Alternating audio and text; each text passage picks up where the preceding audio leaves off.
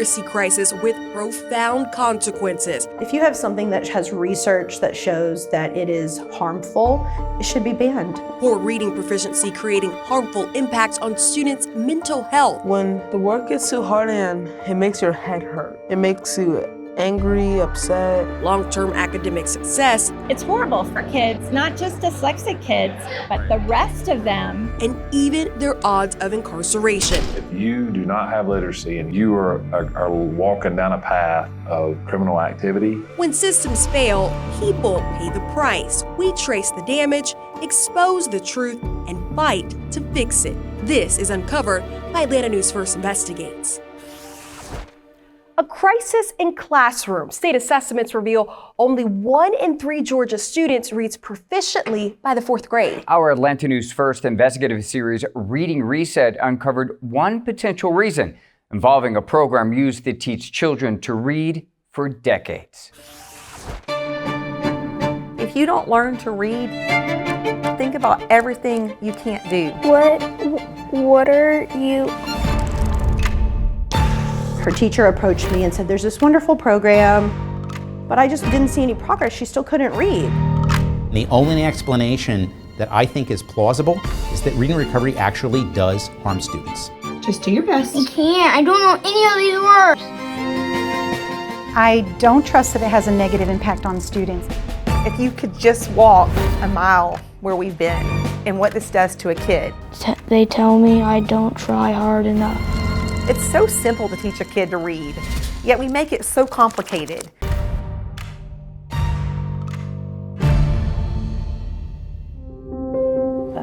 That's why. Reading does not come easy for Sophia Quinn. Think about that. The 14-year-old struggles with dyslexia. A few years ago, her 1st grade teacher in Gwinnett County, Georgia, took notice and offered to help. Her teacher approached me and said, there's this wonderful program. We select 1 kid from each class. I was so thankful. After 20 weeks in the program, Sophia's reading did not improve. What's the cheapest pet you got? It seemed to be getting worse. And what frustrated her mother the most, the school called her daughter a success story and suggested passing her on to the next grade. So now all the alarms are going off, and I'm expressing my frustration with how are we passing her but she can't read. Sophia was enrolled in a program called Reading Recovery. It's one-on-one instruction for the lowest performing students in 1st grade struggling to read. Once hailed as one of the most effective intervention models used in Georgia and across the country for decades, an Atlanta News First investigation uncovered evidence reading recovery could be harmful to children. The findings were not in the direction that reading recovery expected. Henry May is a professor at the University of Delaware. Reading Recovery asked him to conduct the largest study of its program ever, tracking thousands of students in multiple states over 13 years. Last year, he published his results, showing the short-term impact to students largely positive. But then, it wasn't until we looked at the kids' outcomes years later when they reached 3rd and 4th grade that we saw that the results had completely flipped. There was a negative impact of reading recovery. While at least 19 states have banned 3Qing or walked away from reading recovery over the past few years, an Atlanta News First investigation uncovered Georgia State University continues to use it, running a training center for teachers to learn reading recovery methods to bring back to the classroom. Since 2023, school districts in 5 states, including Georgia, have paid the university $243,000 for the instruction. If you have something that has research that shows that it is harmful, not only just not beneficial, but harmful to children, it should be banned. Dr. Caitlin Dooley is the chair of the university's Department of Early Childhood and Elementary Education. It's been around for a long time. It has a strong scientific background, and so we are offering it when it's in demand. And there are still districts that are requesting that we provide that training, and we believe that it works. The Reading Recovery Council of North America, which develops the curriculum, and Dr. Dooley both tell Atlanta News First Investigates they consider Professor May's study flawed. pointing out that 75% of its original participants dropped out. So they could have had one lesson with reading recovery, or they could have had 50 lessons. We don't know from the way the study was written up. No matter how we analyze the data, and no matter what other data we bring to bear, there is no denying that we see a negative impact of reading recovery. And the only explanation that I think is plausible is that reading recovery actually does harm students. A crisis in Georgia's education system. Students unable to read proficiently. There's not a parent in the world who's okay with their kid just sitting at grade level. We want our kids to reach their fullest reading and writing potential, every child. Still ahead, Atlanta News First uncovers new solutions to help young readers.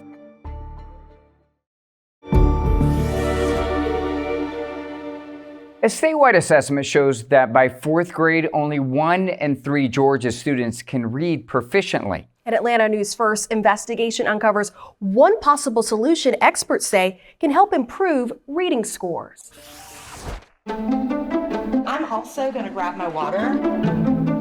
I go into classrooms all of the time. Katie Gaudet sprints to her next classroom. I leave my water in every grade level.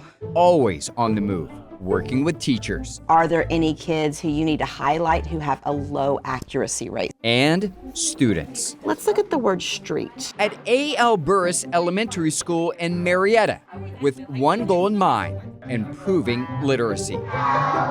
Katie isn't a teacher, she's a literacy coach for teachers. That U sounds tricky, so I'm going to put my little heart there. I'm here all day, every day. Whenever anybody needs anything, I'm there to help them and support them. And it's not always that I know all the answers, because I don't. Literacy coaches are typically someone with years of experience in the classroom and extensive training in something called the science of reading. It's a set of evidence-based instruction mandated by Georgia lawmakers in 2023 to address a statewide crisis. By fourth grade, only 1 in 3 students can read proficiently, according to a state assessment. There had to be a degree of vulnerability to acknowledge that maybe we weren't doing it right before. To make it right, Grant Rivera took action in his district as Marietta School's superintendent. Embracing the science of reading early and hiring literacy coaches about 4 years ago. Since then, its literacy rates have soared, widely surpassing almost every district in Georgia. Its third grade reading scores 5 times higher than the state average. The success across all demographics, Black, disabled, and economically disadvantaged students all saw double-digit gains in proficient literacy rates. Folks, that's not luck, that's learning. I think it's very simple in Marietta. Our time and our money are a reflection of what we value. If we say that we value students reaching their fullest reading and writing potential, not just on grade level. There's not a parent in the world who's okay with their kid just sitting at grade level. We want our kids to reach their fullest reading and writing potential, every child. What vowels do you see? It's been shocking to us as well of the level of success that we've seen in the reading that we see happening in the building and the writing, and also math has improved just because of the reading work. So it has this trickle-down effect. Absolutely. 2 years ago, the district also hired 37 reading specialists. All of the words. The additional staff means classroom ratios are now 1 teacher to no more than 10 students at a time. That sounds expensive. Well, it's not cheap, but so too is a child who can't read.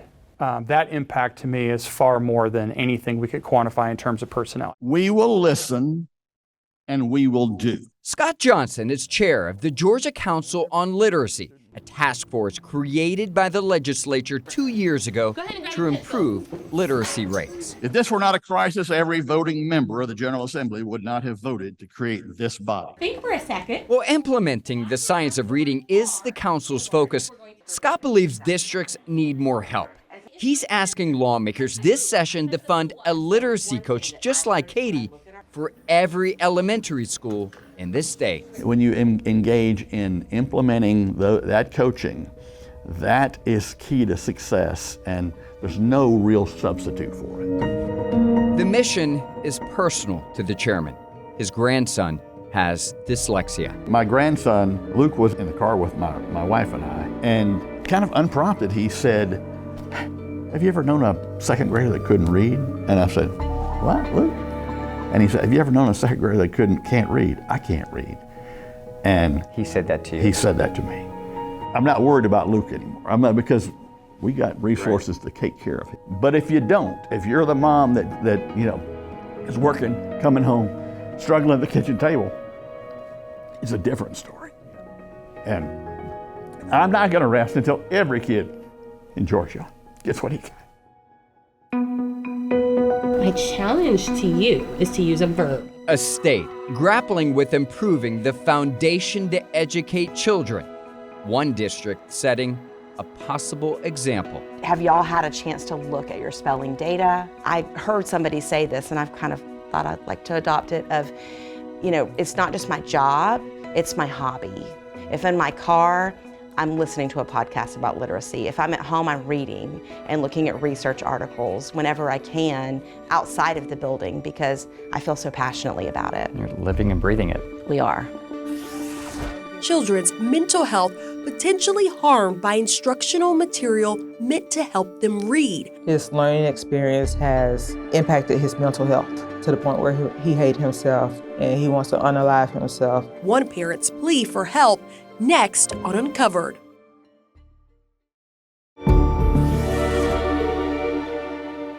Instructional material intended to help children read may actually do more harm than help. A lawsuit claims a publishing giant sold defective reading curriculum to school districts for decades. Just one day I decided I wanted to draw. Yeah, I have a lot of stuff in my room. Nicholas Hooks walks into a room full of imagination. This one over here is actually an anime called Demon Slayer. Anime characters with special powers. His favorite fights with 3 swords. Oh, there's Zoro. He's a very cool character that I really like. The 11-year-old sees a lot of himself in Zoro. Both often feel lost. He loses his way, I lose my way. Zoro gets lost on his way to battle. Nicholas gets lost in the words he's reading. The Gwinnett County student wrestles with dyslexia. I always think about doing something that Zoro does, slicing the papers. Because you just get frustrated? Yes. When the work gets too hard and it makes your head hurt, it makes you not want to do the work anymore. It makes you angry, upset. Irina is Nicholas's mother. Despite her repeated pleas for help since he was in the 1st grade, she says the Gwinnett County School District has not provided the resources or properly trained teachers to help her son learn to read. This is not the time. He's now in the 5th grade, but at a 3rd grade reading level. For that. It has been a journey, a very tough journey, because his learning experience has impacted his mental health to the point where he hates himself and he wants to unalive himself. When you say unalive himself, what do you mean? I mean suicidal ideations. And he only has these thoughts at school. He's actually written a letter in school saying, "Just let me die." An Atlanta News First investigation uncovered a potential source to students' struggle in the classroom. A pending lawsuit claims reading curriculum distributed to school districts for decades was defective. The suit filed against Heinemann Publishing is on behalf of 2 Massachusetts parents whose children were taught using its products. It accuses the publisher of failing to warn parents or school districts that their alleged literacy training products did not include meaningful phonics instruction, the one thing essential to literacy success. Benjamin Elga is the parent's attorney. The consequences are devastating. Not only do these children end up suffering extreme mental anguish, missing out on the education that they would otherwise obtain if they could read, but they end up with a sense of hopelessness that can be devastating for their whole lives. According to district records, Gwinnett County Schools, the largest in the state, paid Heinemann more than $9 million for instructional materials since at least 2018. She's just doing a lot for me. Parents like Arena now wonder how the curriculum impacted their children. According to a state assessment, only 1 in 3 Georgia 4th graders can read proficiently. For me, it's a gut punch, right? Because my son is not performing and it's not his fault. Here. Heinemann has not shied away with what it thinks about phonics, posting on its website in 2019 that it needs to be lean and efficient, and that every minute you spend teaching phonics is less time spent teaching other things. Today, Elga says the publisher has acknowledged the need for more phonics curriculum, but claims it charges for the updated materials. Think about it this way. If somebody sold you a car and it was defective or missing a part, and you went back to them, they wouldn't get to charge you for the fix. It would be their responsibility to fix their defect. And yet, today, the defendants in our case are turning around and trying to sell school districts additional patches to their curricula to add phonics back in for more money. That is an outrageous situation. Our emails and phone calls to Heinemann were not returned, but the lawsuit also accuses some of its authors of producing deceptive materials, including Gay-Sue Pinnell, the architect of Reading Recovery, once one of the most popular reading intervention programs in the nation. A 13-year study released by the University of Delaware in 2023 found it can be harmful to children. Its author noting it does not put enough emphasis on phonics. If these students are struggling to decode words, they're struggling to sound out more complicated words, that's going to have implications for their ability to comprehend text for the rest of their lives. Pinnell did not respond to Atlanta News First's repeated request for a response. I'll give you an example. Nicholas took part in Reading Recovery too. Gwinnett County recently stopped using it, but his mother says the damage may already be done. They're considering moving to get him the help he needs. If it means our son lives to see another day, we are willing to go the extreme. We're talking about life or death, literally right now. Nicholas speaking up to spread awareness, fighting just like his hero to help others and himself. If I can help you with your story, if some people watch the news, it can help with them a lot with their kids. It can help a lot of people.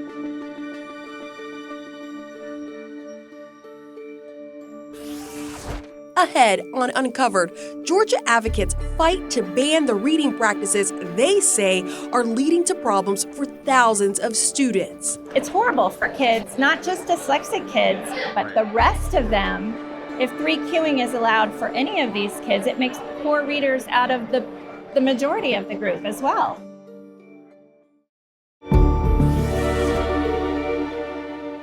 Controversial methods used to teach children to read. The instructional material is accused of producing harmful results among students, so Georgia parents pushed to get it banned.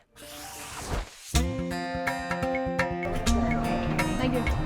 228? Yeah. That's 234. Through the crowded hallways of Georgia's state capitol, Hi, do you have a moment to chat? Heather Kissinger and her daughter Katie are on a mission to educate lawmakers. Oh, hi. I have met with you before. It is chaotic. There are several groups here today, so any lawmaker that walks by, we're going to grab and we're going to try and have a short conversation with. Advocating about an issue close to their hearts, literacy. So in 4th grade, I was diagnosed with dyslexia. It's the basis of all learning. Right. And we got to get it right. They're asking lawmakers to remove controversial methods used to teach children to read for decades, including 3Qing. It's a strategy where kids are often encouraged to only sample letters in the text using pictures as clues to learn unfamiliar words.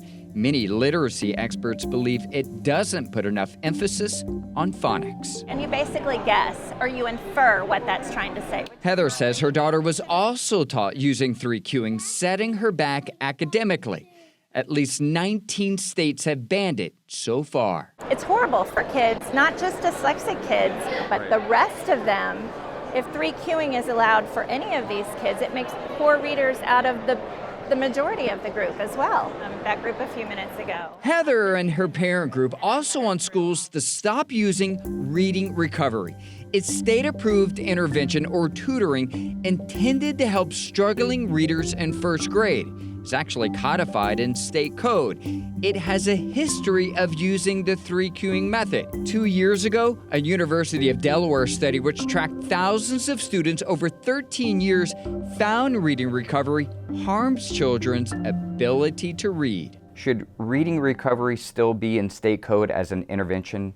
No, it shouldn't. State Representative Bethany Ballard filed a bill this session that would ban 3 cueing and remove reading recovery from state code. So that we make sure that our schools and our teacher preparation schools will be teaching the right thing and making sure everybody's aligned with the science of reading. In an email to Atlanta News First Investigates, Reading Recovery of North America pushed back, writing, "It is the most studied, most successful short-term reading intervention in the world, with 40 years of documented success." It also claims laws that ban 3 cueing inadvertently ban teachers from teaching phonics. Great bill. The legislation, supported by Senator Billy Hickman, chairman of the Senate Committee on Education and Youth.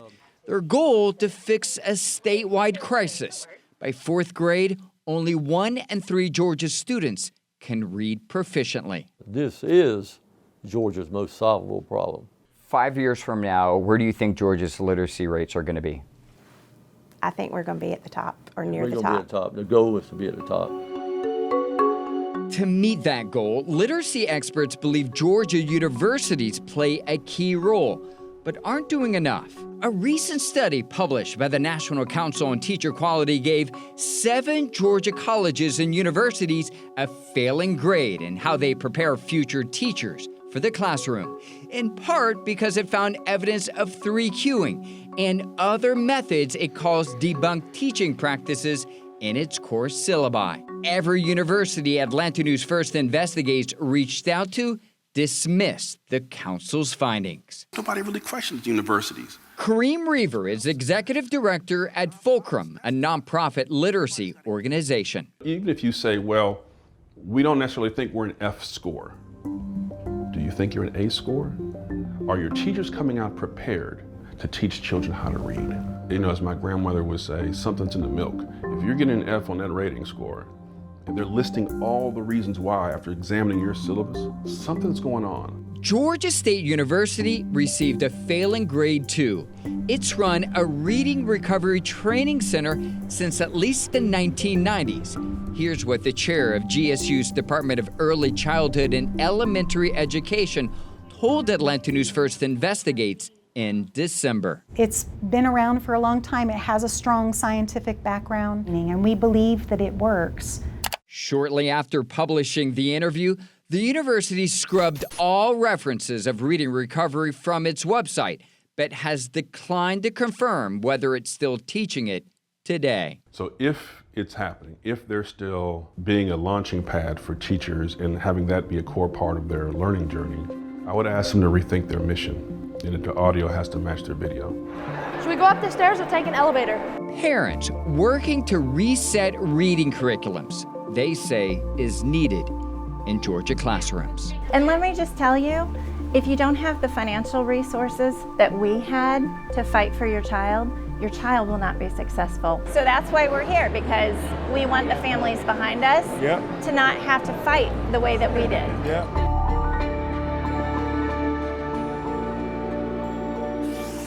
Next on Uncovered, struggles in the classroom doing serious damage long term.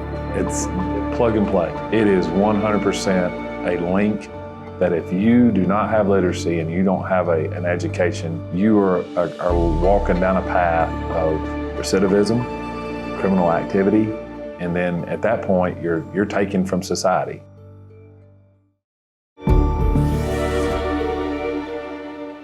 Young learners failing to read. Since 1998, Georgia 4th graders have never reached proficiency goals. Atlanta News First Investigates is uncovering how the lag in literacy rates impacts children and the criminal justice system. I've never visited. I think it's going to be really interesting. It's a little nerve-wracking. Kayla Hill is headed somewhere she doesn't want to go. I might cry, honestly, because life's a lot different today. On her way to the Barrow County Detention Center in Northeast Georgia, where she served time behind bars in and out of custody, 6 years for drug-related offenses, but this time as a free woman and sober. When you walk through the doors of this jail, what were you thinking? A lot. Really sad for the girl who came here. And honestly, just really, really proud. Kayla says what saved her was a program to help get her GED while incarcerated. Before, the 33-year-old says she struggled to read basic words. I remember being in Miss Harden's class at Belmont Elementary. And I think that's where I realized that I had an issue with reading. And they were going around the room, and I had no idea, like, where people were when they were reading, how they knew what they were saying. A report published by the U.S. Department of Justice 30 years ago echoes Kayla's struggle in the classroom, shedding light on the link between poor reading proficiency and incarceration, revealing that reading failure is most likely a cause, not just a correlate for delinquent behavior, adding on average, incarcerated juvenile offenders are severely crippled readers. Judd Smith is the Barrow County Sheriff. It's plug and play.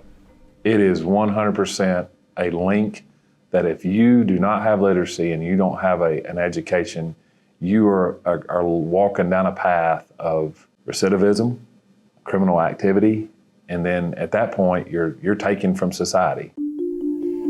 Testing results released by the National Assessment of Education Progress released this year underscores the severity of the problem. The line on this graph identifies what's considered a proficient reader in fourth grade. Since 1998, Georgia's fourth grade reading scores have never reached that proficiency goal. According to the Prison Policy Initiative, Georgia locks up 968 per 100,000 people. That's not only the highest in the U.S., the state incarcerates more people than any free democratic country on earth. Would you say, other than mental health, that low literacy is maybe the second most contributing factor of whether you're going to be in a jail or not in your lifetime? I think that's very safe to say, and I think that all the data shows that. So why are literacy rates so poor in Georgia? The DOJ report places blame on colleges and universities for not adequately preparing future teachers, concluding that most teachers have little or no knowledge of phonetics or intensive systematic phonics programs. In other words, not enough focus on instruction that includes sounding out words. The tragic side effect, the report wrote, is that reading teachers inadvertently victimize their students with less effective, if not ineffective, reading instruction. It hurts my heart. The word victimize seems like such a strong word, but it's true. It's true. Shannon Hammond is Executive Director of Adult Literacy Barrow. She spent decades as a Georgia elementary school teacher and administrator. We are crippling our young learners by not teaching them how to read. Shannon says teachers are not to blame. She says they were only teaching how they were told to teach by universities. Before she left the public school system last year, she helped retrain teachers explicitly using phonics in their curriculum. I would have tears from teachers in the sessions, and they would just say, I feel so guilty. I think about all the students that I've taught that I did a disservice to. And I always use the Maya Angelou quote about we do the best we can until we know better, but once we know better, we have to do better. 30 years after the DOJ study, an education policy group says higher education is largely not doing better. The National Council on Teacher Quality, or NCTQ, published a report in 2023 concluding that too many teachers are not training in scientifically based reading instruction. it gave 191 college programs in 44 states a failing grade, including 7 institutions in Georgia, after identifying what it calls debunked reading methods in course material. If I was paying to be in medical school and you were teaching me outdated medical treatments, that would not be okay.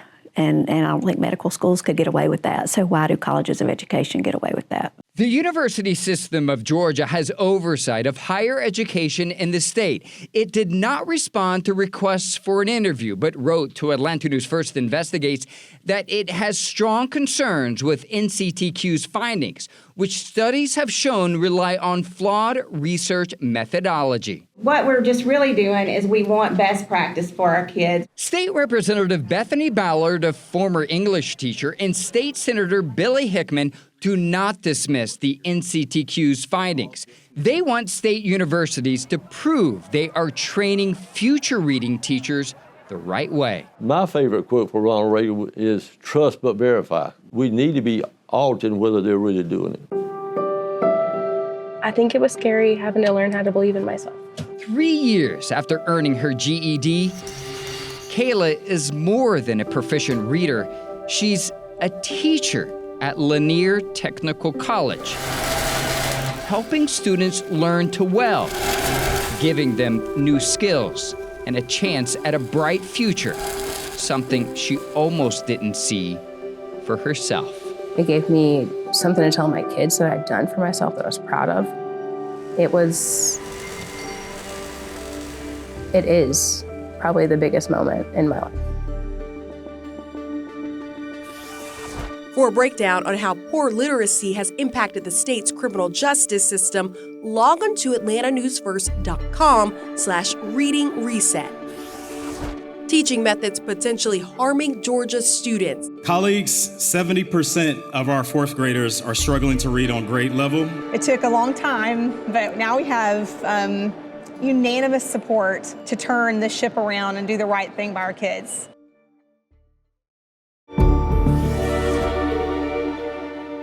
A controversial method used to help students learn to read is now banned from being used in Georgia. Atlanta News First Investigates breaks down what this means for schools and students. The ladies recognized to present Senate Bill 93. To have Senate Bill 93, which ensures Georgia teachers are ready to teach reading to our children on day one. Missy Purcell watches Georgia lawmakers do something she didn't think was possible. All in favor of the passage of the bill will vote yes. Yes! Yeas 168, nays 0. Voting to ban a controversial teaching method used to help students learn to read. The same words. Something Missy says harmed her son Matthew when he was in the first grade. Can't read it. Just do your best. I can't. I don't know any of these words. We first met the Gwinnett County mother last year. If you could just walk a mile where we've been and what this does to a kid. So it took a long time, but now we have unanimous support to turn the ship around and do the right thing by our kids.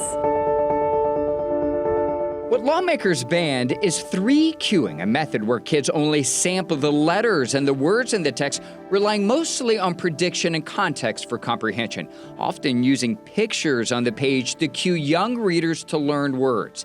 Some experts believe cueing doesn't put enough emphasis on phonics or sounding out words. At least 19 states have banned it so far. Colleagues, 70% of our fourth graders are struggling to read on grade level. State Senator Rashawn Kemp, a former school teacher and principal, co-sponsored the legislation. He read a letter Missy wrote to him about her son on the Senate floor. This method did not teach him to read, it taught him to guess, leaving him anxious, struggling, and believing he wasn't capable for his first 5 years of school. No child should experience that. Part of me is a little emotional because we have a law now that's going to stop practices that hurt our kids. The legislation faced criticism, including from the Georgia School Superintendent Association. But to use the term ban from the classroom, I think instills a sense of fear in teachers that, is this strategy okay? Is this one not okay? It just creates a little bit of anxiety in terms of, am I doing something illegal in my classroom? Georgia State University Dr. Caitlin Dooley also voiced concern. She chairs the university's Department of Early Childhood and Elementary Education. Are we saying that kids shouldn't have pictures in their books? It doesn't make any sense. State Representative Bethany Ballard, also a former English teacher, authored the legislation. It does not ban the use of picture books or pictures. All of this can be used as a supplemental material in the classroom, but they may not be used as the primary means of instruction. The legislation also prevents schools from using a reading intervention program called Reading Recovery, used by Georgia school districts for decades to help struggling first graders. A 2023 University of Delaware study found it can be harmful to children. The instruction uses the 3-cueing method. At the end of the day, 3-cueing is not aligned to the science of reading, and it has failed too many students. When you have a 70% rate of students not reading on grade level, that is an emergency 5-alarm fire across all areas. The passing of the bill follows multiple Atlanta News First investigations over the past 5 months, part of our Reading Reset series, revealing potential causes to Georgia's literacy crisis. We are crippling our young learners. And its impact on children and their families. His learning experience has impacted his mental health. How did our reporting impact this legislation? This really made a big impact. I know that our legislators saw it. Hopefully somehow our stories and our experiences can pave a better way or be part of paving a better way for future children and their families. Andy, such an incredible series to see it all come together over this extended period of time. What was the inspiration behind Reading Reset? You know, I have to give credit to a podcast called Sold the Story. I spoke to their producer, and they produced a similar stories, but it was more of a nationwide sort of situation. And after listening to the podcast, I reached out and I said, hey, what are the lingering issues in potentially just Georgia? And they broke it down for me, and then I took it from there. All of our reporting was original reporting, but inspired by that Sold the Story podcast. And for each story, you figured out ways to be extremely creative. I love that anime story, and you told it with so much care and tenderness for that child. So wonderful work on that. I'm wondering, how have the families felt after seeing this full series come together and the law being passed? Yeah, so talking about the story where we highlighted and turned that little boy into an anime character, I really wanted to make sure that I got it right. And I never do this, but I showed the story ahead of time to the mom and to the little boy because I wanted to make sure that they were comfortable enough. If he had expressed potentially hurting himself, I did not want to be in a position to further harm him.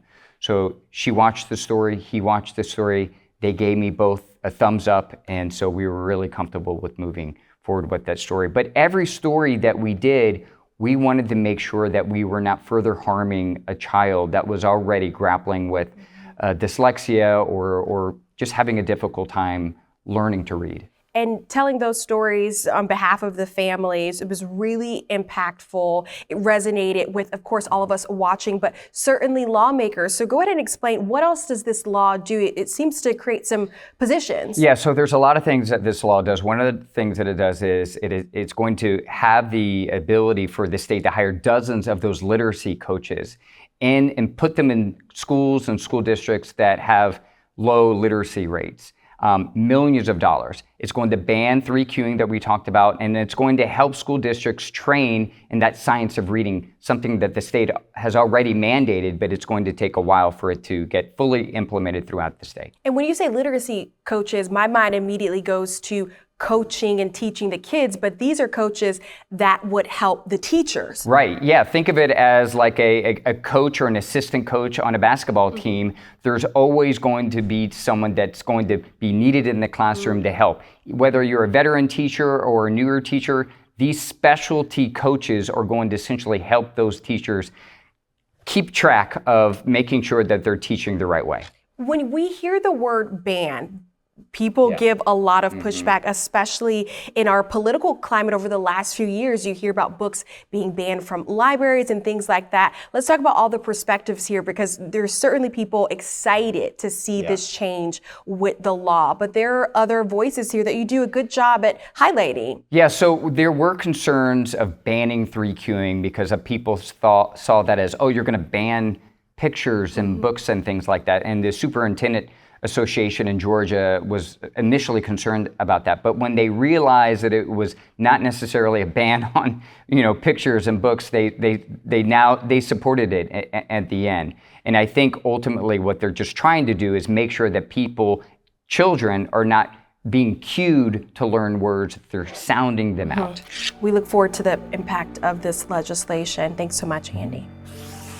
You can listen to all of our extended conversations on these stories right now on our podcast, Behind the Investigation. Just search Atlanta News First on your favorite podcast platform. You're watching Uncovered by Atlanta News First Investigates, a weekly hour-long investigative show with new episodes launching every Sunday at 7.